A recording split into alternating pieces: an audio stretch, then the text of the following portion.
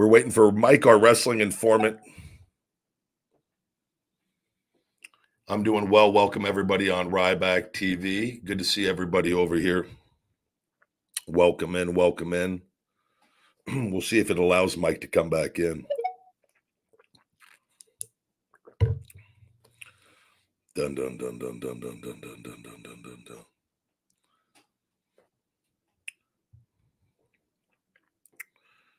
I don't see Mike. Hopefully he'll be coming back here. Mike had a lot of really good stuff this week. There's a lot going on. Look forward to talking to you guys all about. Welcome in, everybody. Hit that screen, guys, on TikTok. Push out that live. Welcome in. We've got Mike back. Let's try this again.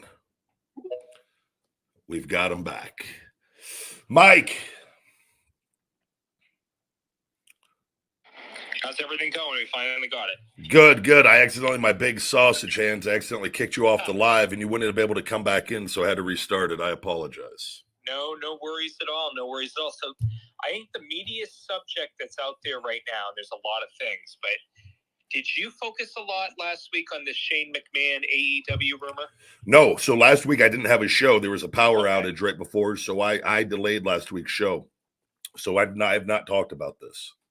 Okay, so a week or so ago, Conrad Thompson, who I'm pretty sure talks to Bryan Danielson, and that's how this all got started, Jim Ross had gotten a question, and I'd be curious if the person asking the question was a legit person or a new account made to get this thing going. I always just kind of ask myself, why is this out there, right? But anyway, a fan asked Jim Ross on his podcast what he would think of the idea of Shane McMahon joining AEW. Yeah. And, Jim Ross answered, and he answered in a way where he said that would be up to Tony and that would be up to Shane. And it was an interesting answer, but then things got more interesting. A day or so later, Conrad was recording with another one of his podcast people, and it came up again, and Conrad said somebody in AEW texted him that's talked to Shane and said it wouldn't be that crazy to think this could happen. Yeah. So I started going, that's interesting. So then it gets more interesting. Sean Ross Sapp, Fightful, who pretty much is like the gold standard of wrestling media reporting at this point, he put a story out last Sunday, and I thought when this was previewed, I thought this is either going to pour cold water on this or it's going to throw gasoline on it. And turns out it threw gasoline on it because either he talked to Shane or Shane's agent, and Shane or Shane's agent said, I'm no longer under any contractual agreement to WWE, and it was phrased as Shane is not opposed to talking to Tony. Yeah. So then Tony goes to Sports Illustrated, I think on Wednesday, and said, we have mutual friends, and I heard he's interested, and Shane is always welcome in AEW. So I wanted to ask you, isn't this an insane thing that could happen here? A McMahon working for a rival wrestling promotion? I'm dying to hear what you think of all this. Yeah, when I saw that, I wasn't shocked when I saw this come out, because there's always been, ever since Shane had that falling out with Vince many years ago and left and was gone forever, there's always just been this weird, and I don't understand the relationship or the lack thereof, but there's clearly something not right with all of it. And we've heard with all the stuff that Vince has done with this, but just in Shane and Hunter have never really, there's always been things that they've never really been close, from what I understand with everything. It is all very odd. And I think it just goes to show, though, the fact that rumor even got started and has been acknowledged as like being legitimate with that is very telling of just how dysfunctional the WWE was under Vince McMahon, and still probably very much is, with a lot of his pieces still in there. Like with that Shane, the son of Vince McMahon, who was a big part of WWE for many years and is not connected to WWE, but could possibly be connected to AEW. I think if it's the right deal can be made, and, I think that's good for AEW. I think it just shows why not, because it gets people talking. It's a power move more than anything with that. And I'd be interested in seeing how that plays out if it does. So So my prediction on this, because if Tony initially went on the record with Meltzer and said, I've never talked to him. Yeah. I don't know him. But then he goes to Sports Illustrated days later and very much is using that as an opportunity to create headlines and buzz. I cannot imagine that if you're telling that to Sports Illustrated that he's always welcome here, whatever, that Tony would not at minimum explore this, because I try and think, okay, what's Shane's motivation here? Right? What is his motivation? Because allegedly, his net worth is allegedly 200 million. Let's just say for fun, it's 130, because those things aren't always right. Let's say he's worth at least 130 million. Okay. This isn't about money then. It wouldn't be about money for him. No. So you're looking at this going, okay, his son is I don't know if you know this, his son is a standout college football player. Yeah. And I don't know if he's good enough to even be considered for the NFL. I don't know that. But I kind of look at this and say, is this really about potentially getting his son an opportunity and what he would view as a more fair path, not being connected to the McMahons and WWE? Because you have to just look at something like this and go, okay, yes, it would be short term. It would create a lot of buzz if he's an on-air character. I would assume he'd join the Elite faction, maybe be the money man in the Elite. Right? There's things you could do on TV with him as a character, and maybe a one-off match or two. I wouldn't really be exploring too much of him wrestling. But if he wants to help Tony in a business capacity with all his information, because one of the things I heard that I thought was so smart years ago, and we all remember now the ill-fated WWE ECW relaunch, which, again, when that was rumored to be happening, I never assumed that it was going to be blood and women through tables, all this. I knew that was going to happen. I always hoped that the company would at least present that as a more wrestling-based program and be more entertainment-driven Raw and SmackDown to that, right? And have something different. Of course, Vince couldn't do that. We all know that. But Shane's idea was to put a relaunched ECW as an online-only entity to keep it away from the corporate umbrella. And when I hear things like that, he also, too, I'm sure you know this story, Shane wanted to buy UFC before Dana White. Yeah, we've talked about that. Yeah, that was in the whole thing, Mike, with this is in Vince, and we talked about this, selling the company because, and I've talked about this with Vince, he cares so much about his net worth and what he dies with, like that is very important to him for whatever reason, right? With that over keeping the family business and passing it down to his son, you have to think, and like there's been that relationship has been strained, and that's nothing abnormal for family members and different things. But like, it's just weird that Vince sold the company and essentially gave away the company forever when he could have kept it with Shane, and Shane, they could have still had all the connections they have. It's just, but he decided to sell the family business that his father passed down to him, and for his bank account. And it's a weird thing, and you don't think that has to, like, Shane, because his father, and like with Stephanie, like, does he, like, just how he views people? It's just there's something not right with the man with it. So I can just see, like, there's some Shane has to live with that, and like, Jesus Christ, my own father didn't think I was good enough to take over the company, or whatever it is. Whether he didn't want to, I don't know what it is with all of it. I don't know, but it is very interesting, and it is not money motivated. Not to say that doesn't hurt making, but like, I think that the information that he has and the knowledge that he has can greatly help AEW in the future. And I like the move personally. I really do with it. If he is able, and the wrestling thing I don't care for. With him, I don't think he, at his age and after the quad injury, I don't think that's where the money is. The money is having him come in from a business backstage standpoint, or even an on-screen character. But the on-screen character is just more of a power move. It's the backstage in the business side of things that I think can really help. Yeah. And when I first saw this, it just, to me, the more you peel this back, these are two billionaires' sons. Yeah. These are two billionaires' sons that both have a lot to prove in their own right. And if I'm Tony, I think it would be absolutely criminal to not, at minimum, have a meeting, two meetings. A friend of mine, and he made a good point. if Tony does take this meeting with Shane, he should very much bring his father along to the meeting and really just see what opportunities are really there.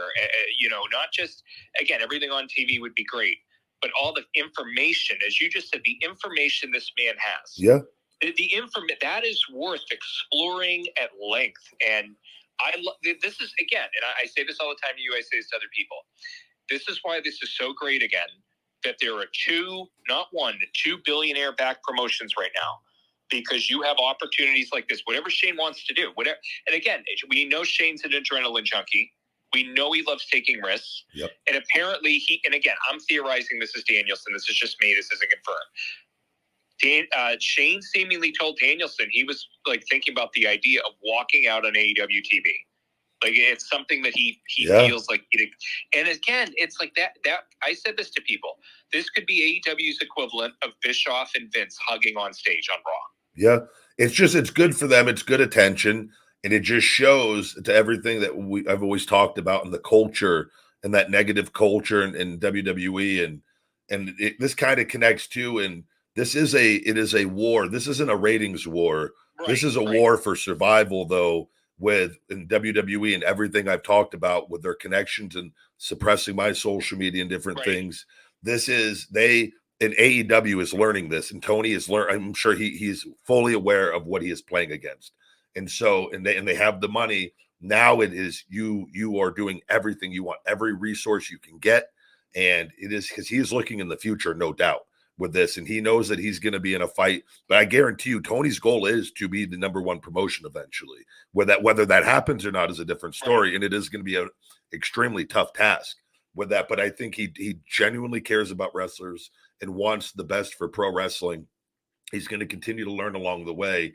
But he's seeing the demon, the devil of WWE and Vince, what he created and what they do. And not just what they do publicly, what they do behind the scenes, which I'm fully aware of with all of this. They are learning this as well. And so it is, man, it creates interesting TV and it gets people talking, and it's good. It's good for pro wrestling.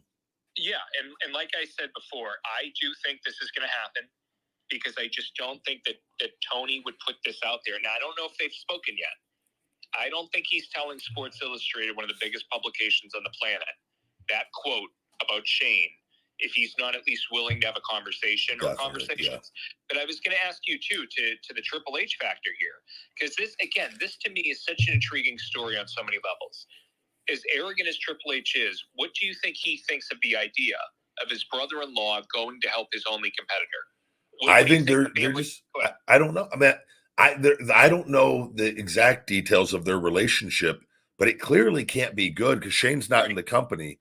Right. And and Stephanie is married to Hunter. There was, because I always remember hearing rumblings of things not being good back many years ago with all of that. And people can act, cordial in public, but really, is Shane and his family going out and hanging with Stephanie and Hunter and their family? I don't know. I don't know if that's ever been the case. I don't know what that relationship is. And, Hunter, you can look from Shane's standpoint, again, let's just look at this at the ground level. Shane, the son of Vince, didn't get the company. Hunter married Stephanie into the family and had more responsibility and power than Shane ever had in the company. I feel like that alone creates tension right there of Jesus Christ. Was Hunter more the son that Vince wanted than Shane? I don't know. But that's how there's a weird family, messed up family thing going on here that I don't think any of us are fully going to ever know the extent of. But the fact that Shane, and that is something that could happen, I think just gives merit to that things are not all rosy over there. And Hunter, with that, I think they're just they're so big and they're number one, and they know. And I want to talk to you about you brought up something about the social media stuff. Yep. They're so connected with the world. WWE, they're connected with the most powerful people in the world. Right. I don't think that is it is truly scary how connected they are and how much power they have and how much leverage they have and everything. It is truly terrifying. With they really they could go after, I feel like they could put smear campaigns against anybody. and I don't put it past them to put one on Shane. No, and I If was going it's to tell you, like, that's how they are. Yeah. So as far as the social media thing you just brought up, so I remember a month or two ago somebody posted somewhere about this, but more users are figuring it out. So when Dynamite airs on Wednesday, Collision airs on Saturday, or Rampage airs on Friday, to much lesser extent the audience, much lesser for Rampage, but fans will do the hashtag for AEW, and they've noticed that the hashtag doesn't immediately appear. Yep. You have to fully type it in. So you got to, for those of us that are sane, rational people, and again, you have experienced a lot of imbeciles attacking you because they don't want to believe that this massive company with, as you said, contacts in every, their tentacles are everywhere. They're partners with every social media company. They're legitimate partners, not just like they're legitimate partners with every social media company. So. Yeah, so when they do the deal with Elon Musk for Speed, which again is, I want to say I've never watched it, but I think it's a 5-minute match that airs on Twitter, right? So Elon Musk does business with WWE. I don't think there's any coincidence that the biggest company in the world is looking at their billionaire opponent down the street and says, okay, what can we do to limit their social media reach? Because that's a big thing. Videos get played, a lot of new things. And again, you've said this a lot. Your TikTok numbers are huge. You're very big on TikTok. Yeah. And social media is where everything is going. So naturally, the WWE says to Elon Musk, can you restrict AEW's reach in any way? Sure, we can do that because we're in a business relationship.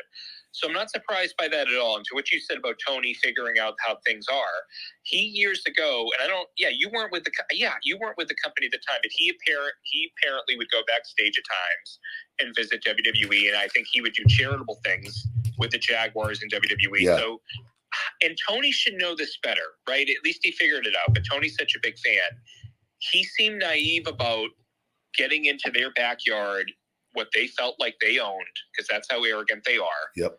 And I don't think he truly understood how determined they would be to snuff him out. I mean, look, going back, and I want to bring up the AEW media rights deal, which is very topical right now. When AEW started, somebody put out there, and I'd love to know to this day who it was, somebody on AEW side, and I think it was Jim Ross or Chris Jericho. I don't know if Jim Ross did it on purpose. Jericho was always looking for leverage over Vince. Yep. To the point where before AEW started and before it became a real thing, Jericho was posting on Instagram, going to NFL games, excellent sideline access, because Tony gave him great tickets. And it was all to put out there to Vince, hey, if you don't give me X, this is where I'm going. Yeah. Right? Like, there's no revisionist history. Like, the only three people that were really all in from the beginning, no pun intended, were the Young Bucks. Then Kenny came on board.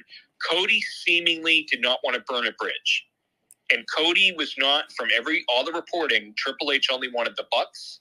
He wanted Kenny. And he would have taken Hangman for likely a developmental deal.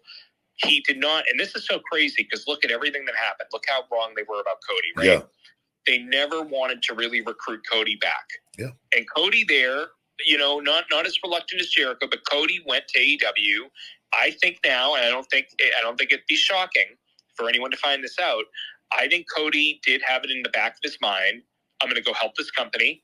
I'm going to in turn help the wrestling business grow economically for everyone to eat better, and then I'm going to go back when I have maximum leverage to do so. And you look at it; And I want to say this, though, but just so people, a lot of people don't talk about this. Is how I want people to understand how WWE makes makes moves.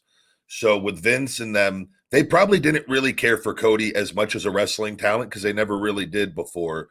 Even though he has proven his value, yes, it is what they wanted from Cody. In my opinion, with how they do things, is because Cody being that EVP over there, they knew, and they have the ability to look long term, that having a powerful person from AEW on their roster doing well with that they would be able to get future talents easier. Yes. So that was 1,000%. That was not, Cody was not strictly just a talent signing. That was hey, we may eventually want a Wardlow or a Ricky Starks or a Jade Cargill. Yep. We need somebody that was essentially everybody's boss over here doing really well to tell them how good it is. That was 1,000% a part of the reason Vince flying with Pritchard. That's how they make moves. They're not, and is there anything wrong with that? No. with it, but that's how they're looking. They're looking at it from a political standpoint of leverage and different things. And with the company and everything on the social media, and Tony's realizing this, guys, I'm not lying. I've provided paperwork. This is what they want. They believe perception is reality. They will do everything in their power. They don't care how they get it done. But if they can hurt views, if they can make it look like you're not important, they know that time and time enough people are going to believe it and will justify it no matter what. And they think they are so far above the law that with that, but even in their heads, like even if they do get caught, the damage is so bad by the time they're caught with that. Like it really it can do, like, just think about that. If they can cut off your reach and have different things, and they're trying other things and with buildings on AEW, they want to cut their sack off any which way they can with that. And but the problem with this too, Mike, is you have to spend energy and time fighting this rather than just building your promotion, right? So it's distractions. And that is what they are brilliant at, creating distractions with all of this. And that is what, and they want that stress and that tension to build up. And that's what Tony experiences. I know what he goes through on a lot of things from what I've had to deal with. And it gets him hate with the online crowd, with their little hardcore, that hateful following that they get with that. And it's constantly it's like, I'm grateful because I've had to do so much inner work and keep myself at peace and do these things to where I don't let these things truly bother my everyday life in this, but it's being done to destroy with that. And that is and that's why I will forever be on the side of Tony and AEW, no matter what, like with this, because I truly think he did not have to get involved with this with his life that he had with this. And it is going to be a forever thing of fighting the devil with that. He's gotten in bed with, essentially, with this. So I commend him, man, because it's not going to be easy. No, and I was going to bring up to you, because this is going on right now. It's been going on for months, and I wanted to tell you what I think of it. But it sounds like Warner Media has put an offer on the table for Tony. But everything I've heard, and again, I'm a very skeptical person. I don't wear rose-colored glasses. Ideally, this thing would be done months ago. This wouldn't be a conversation. Nobody would still be talking about it, the TV deal situation. But it's not done yet. So unfortunately, it's still a story. But it sounds like Warner Media's put an offer on the table. And it sounds like Tony would like to get at least $125 million per year. It sounds like they might be at 110, allegedly. Okay. And the other thing here too, when Tony does make the deal, I'd be very curious to see if that becomes public, what the dollar figure is, because Tony's a privately held company. Yeah. Warner Media is a publicly traded company, or any other company Tony could go to. I think if they were publicly traded, I'd be curious if that number comes out, because I think that Tony's going to shop the rights at this point. Now, I don't know that, but I would think the deal would be done now if Tony was happy with it. Yeah. And I think that what he should do, what I'd love to see him do, look, the ratings thing is always going to be a conversation, and the thing is too, again, the WWE right now doing more pro wrestling based stuff is kind of neutralizing the advantage AEW had in the marketplace. AEW is much more pro wrestling centric. So when Triple H takes over, and his tastes are much more to whether people believe it or not, his tastes are much more in line with Tony, not to the degree of Tony liking so many different promotions and stuff like that, but very similar tastes. So AEW in the marketplace is going to have to figure out, what niche are we going to carve out? How are we going to stand out in the marketplace when the industry leader is doing what we're doing on a bigger stage? And I always give credit. I'll tell you right now, WWE TV with like the Wyatt Six and the Bloodline storyline, and I caught the Paul Heyman stuff last night. Like, that stuff is top tier, man. Oh, absolutely. It is the production, and I've always said they are number two to nobody. They're number one, and by a long shot. They always have been. When they want to do things great, they can do things great, and it is. It's a fight. AEW with. I think I talked about this a couple of weeks ago, Mike, with the championships, that when you create a bunch of championships, a championship has to have an identity.